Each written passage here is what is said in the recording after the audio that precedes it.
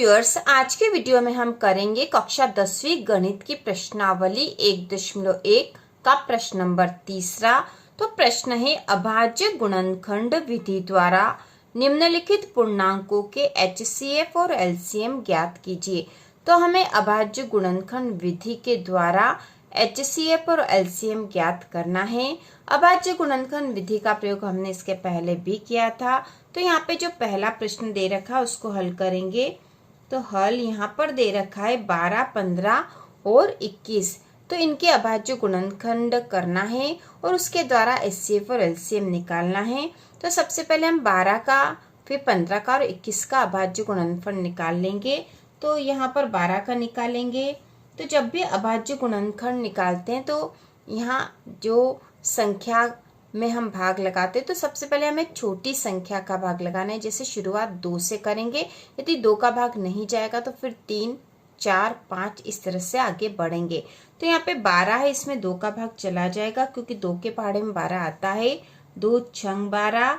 इसके बाद फिर भाग लगाएंगे तो फिर से हम देखेंगे छोटी संख्या का आधे भाग जा रहा है तो पहले उसी का भाग लगाएंगे। तो यहाँ पे 2 का भाग फिर से चला जाएगा, 2 तिया 6 हो जाएगा। अब 3 में 3 का ही भाग जाएगा, 3 एकम 3। तो इस प्रकार से 12 के अभाज्य गुणनखंड हो गए हैं। इसके बाद हम 15 का निकालेंगे। 15 तो इसमें हम 2 का भाग नहीं लगा सकते क्योंकि 2 का भाग इसमें पूरा पूरा नहीं जाएगा। तो हम 3 का भाग लगाएंगे। 3 का पहाड़ा 5 बार बोलते हैं तो 3 पंजे 15 हो जाता है। अब 5 में केवल 5 का ही भाग आ जाता है, इसलिए 5 एकम 5। इसके बाद हम 21 के निकालेंगे। ठीक है, 21 में हम भाग लगाएंगे तो किस संख्या का भाग लगा सकते हैं? 2 का भाग तो इसमें जाता नहीं पूरा पूरा। 2 के बाद 3 का, तो 3 का पहाड़ा जब बोलते तो 21 आता। 3 7 तो 21, 7 बार भाग चला जाएगा। अब 7 में केवल 7 का ही भाग जाता है, इसलिए 7 एकम 7। तो यह अभाज्य गुणनखंड हो गए। हम यहाँ नीचे लिख देंगे। सबसे पहले 12 के अभाज्य गुणनखंड बराबर, तो ये अभाज्य गुणनखंड आए हैं 2 गुणा 2 गुणा 3। तो 2 गुणा 2 गुणा 3। इसके बाद हम लिखेंगे 15 के अभाज्य गुणनखंड। 15 के अभाज्य गुणनखंड बराबर, तो यहाँ आए हैं 3 और 5, मतलब 3 गुणा 5। इसके बाद हम लिखेंगे 21 के अभाज्य गुणनखंड बराबर, तो यहाँ आए हैं 3 गुणा 7, तो यहाँ लिख देंगे 3 गुणा 7। ठीक है, तो ये अभाज्य गुणनखंड हमें मिल गया। अब इससे हमें एचसीएफ और एलसीएम निकालना है। तो हम यहाँ लिखेंगे, अतः 12, 15 और 21 का एलसीएम बराबर। ठीक है, पहले एलसीएम निकाल लेते तो एलसीएम में सारे अभाज्य गुणनखंड आते हैं। केवल जो कॉमन है, जो संख्या सभी में है वह एक ही बार लिखते हैं, बाकी जो अलग अलग है वह सभी लिखते हैं। तो इसको करेंगे तो हमें समझ में आ जाएगा। जैसे 2 यहाँ पर है, ठीक है, और यहाँ नहीं है तो 2 हमें लिखना है। 2 गुणा, फिर 2 है तो यहाँ पे नहीं, 2 हमें लिखना ही है। 2 गुणा, अब 3 यहाँ पे भी और 3 यहाँ पे भी, तो ये कॉमन है तो हम इसको एक ही बार लिखेंगे। तो हमने ये 3 लिख लिया है। इसके बाद यहाँ ये तीनों संख्या होगा। अब यहाँ पे ये 3 तो हो गया है क्योंकि जो कॉमन संख्या वो एक ही बार आती है। अब यहाँ बचा 5, तो 5 हम लिख लेंगे। 5 गुणा, अब यहाँ पे इस वाली संख्या में 3 कॉमन था, हमने एक ही बार लिखा है। इसके बाद बचा 7, तो 7 हम यहाँ लिखेंगे।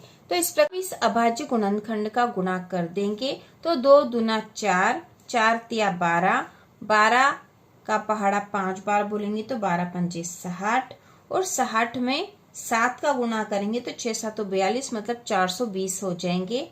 420 ये इसका एलसीएम आ गया है। अब हम निकालेंगे एचसीएफ।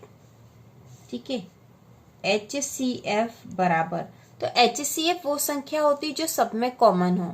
ठीक है, सब में जो कॉमन होगी, मतलब हम 12, 15 और 21 इन 3 संख्याओं के का HCF निकाल रहे हैं तो HCF वो संख्या होती है जो इनके अभाज्य गुणनखंड में कॉमन हो। तो जैसे यहाँ 3 यहाँ पे है, 3 यहाँ पे भी है और यहाँ 3 यहाँ पर भी है।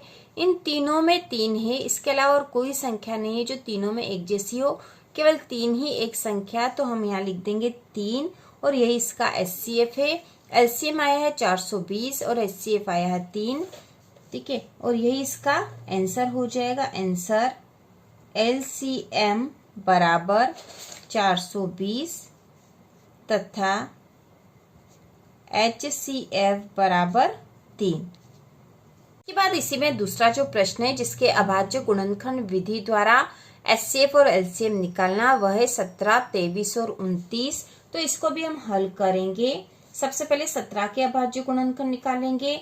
तो अब हम 17, 23 और 29 के अभाज्य गुणनखंड निकालेंगे। तो इसको हल करेंगे। सबसे पहले हम 17 का अभाज्य गुणनखंड निकालेंगे। तो हमें पता है कि 17 एक अभाज्य संख्या है जिसमें केवल 17 के अलावा और किसी संख्या का भाग नहीं जाता है। तो 17 में 17 का ही भाग लगाएंगे तो 17 एकम 17 हो जाएगा। इसके बाद जो अगली संख्या 23, यह भी एक अभाज्य संख्या और 23 में केवल 23 का ही भाग जाता है तो 23 एकम 23 हो जाएगा।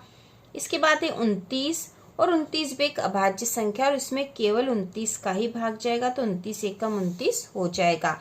तो अब इसके अभाज्य गुणनखंड लिख देंगे हम। तो 17 के अभाज्य गुणनखंड बराबर 17 गुणा 1, क्योंकि यहाँ पे केवल 17 का ही भाग गया इसलिए हमने 1 भी लिख दिया है। वैसे नहीं लिखे तो भी कोई फर्क नहीं पड़ेगा, लेकिन इस जो प्रश्न है और यहाँ जो संख्या है यह अभाज्य संख्या है जिसमें इन संख्याओं के अलावा और किसी संख्या का भाग नहीं जाता है, इसलिए हमने यहाँ 1 लिख दिया है। इसके बाद हम लिखेंगे 23 के अभाज्य गुणनखंड बराबर 23 गुणा 1 और उसी प्रकार से हम लिखेंगे 29 के अभाज्य गुणनखंड बराबर 29 गुणा 1। अब हमें इसका निकालना है LCM। अतः 17, 23 और 29 का LCM बराबर, तो LCM क्या होगा, जो कॉमन संख्या है वह एक ही बार आती है, उसके अलावा जो भी संख्या हो सभी हमें लिखनी होती है। तो यहाँ पे कॉमन तो एक ही, और एक को लिखने से या एक का किसी संख्या में गुणा करने से कोई फर्क नहीं पड़ता है। तो हम यहाँ लिखेंगे 17 गुणा 23 गुणा 29 और गुणा 1 भी लिख सकते हैं या भी नहीं भी लिखे, एक से कोई फर्क नहीं पड़ता इसलिए नहीं लिखा जाता है।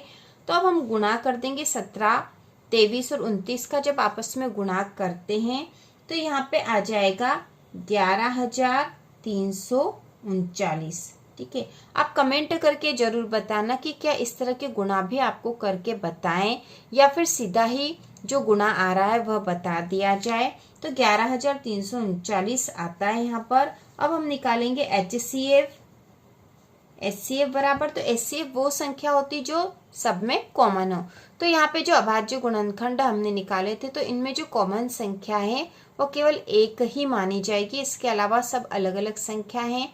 और एक जो है सारे अभाज्य गुणनखंड में चाहे वो किसी भी संख्या का एक सब में कॉमन होता ही है। तो यहाँ पे HCF आ जाएगा 1। तो इसका आंसर हमें पता चल गया है। आंसर LCM बराबर 11,339, HCF बराबर 1। तो इस प्रकार से यह हल हो गया है। इसके बाद इसी प्रश्न में अगला है 8, 9 और 25। तो 8, 9 और 25 के अभाज्य गुणनखंड विधि द्वारा हमें HCF और LCM निकालना है। तो इसको हम हल करेंगे। सबसे पहले हम 8 का निकालेंगे। 8 का, तो 8 में सबसे पहले 2 का भाग लगाएंगे, 2 चौक 8 हो जाएगा। फिर इसमें 2 का फिर से भाग चला जाएगा तो 2 दूना 4 हो जाएगा, और इसमें फिर से 2 का भाग चला जाएगा तो 2 एकम 2 हो जाएगा। अब हम 9 के भी निकाल लेते हैं। तो 9 में 2 का भाग तो जाता नहीं है, इससे 3 का भाग लगाएंगे, 3 तिया 9 हो जाएगा, फिर से 3 का भाग जाएगा, 3 एकम 3 हो जाएगा। इसके बाद हम 25 का भी निकालेंगे।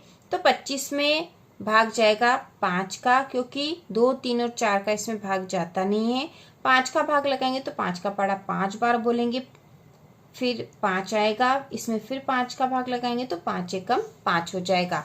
तो अब लिख लेते हैं हम 8 के अभाज्य गुणनखंड बराबर 2 गुना, ये जो अभाज्य गुणनखंड आए हम लिख लेंगे 2 गुना 2 गुना 2। अब हम लिखेंगे 9 के अभाज्य गुणनखंड बराबर 9 क्या है 3 गुना 3, 3 गुना 3। उसी प्रकार 25 के अभाज्य गुणनखंड बराबर 5 गुना 5। अब हम निकाल लेंगे इसका एलसीएम।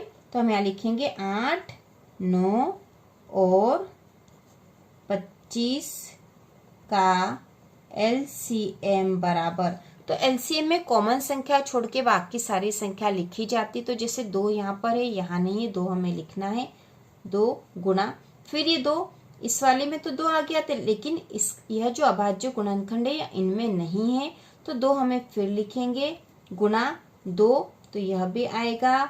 इसके बाद यहाँ 3 है, तो 3 गुना 3 गुना, फिर यहाँ पे है 5, तो 5 गुना 5। ठीक है, क्योंकि इनमें कोई भी कॉमन अभाज्य गुणनखंड नहीं थे। ठीक है, इसमें 2 थे, इसमें 3 है और इसमें 5 है, लेकिन कॉमन कोई संख्या इनमें नहीं है, इसलिए सभी संख्याएं लिखी गई है। अब इसका गुणा कर लेंगे, तो 2 दूना 4, 4 दूना 8, 8 तिया 24, 24 में 3 का गुणा करेंगे, 24 में 3 का गुणा करेंगे तो 24 में 3 का गुणा कर देते, 3 चौक 12 के 2, असिल का 1, 3 दूना 4 1 7, तो 24 तिया 72 होते हैं। 72 में फिर 5 का 5 में गुणा कर दे तो 25 हो जाता है, तो हम 25 का सीधा गुणा कर देते, 72 में 25 का गुणा कर देंगे, तो 5 दूना 10 की 0, असिल का 1, 5 7 35 और 1 36, फिर यहाँ पे 2 से करेंगे तो 2 दूना 4, 2 7 14, 0, 6 और 4 10 की 0, असिल का 1, 4 और 3 7 और 1 8, और यहाँ पे 1, तो 1800 आएंगे।